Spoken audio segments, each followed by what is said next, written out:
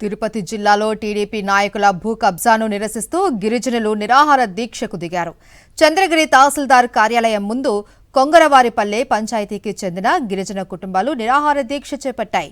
తమ ఇళ్ల స్థలాలను టీడీపీ నేత సాగర్ నాయుడు ఆక్రమించుకునే ప్రయత్నం చేస్తూ ఉన్నాడని, తమకు న్యాయం చేయాలి అని వారు ఆందోళన చేశారు.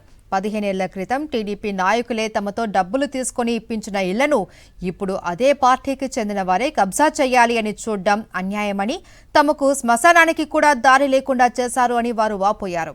నిరాహార దీక్షకు దిగిన బాధిత గిరిజనులను తహసీల్దార్ అమరేశ్వరి పిలిచి మాట్లాడారు.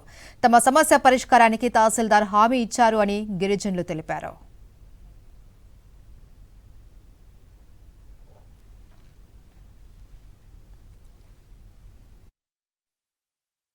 ₹2,000 అదనంగా తీసుకొని జాగాలు మీకు పట్టాలు చేసిస్తామని బిట్టాపలాలను చదరం చేసి వాళ్ళకు ఫ్లాట్లు వాళ్ళకు ఇచ్చినామనేసి నిరూపించినారు.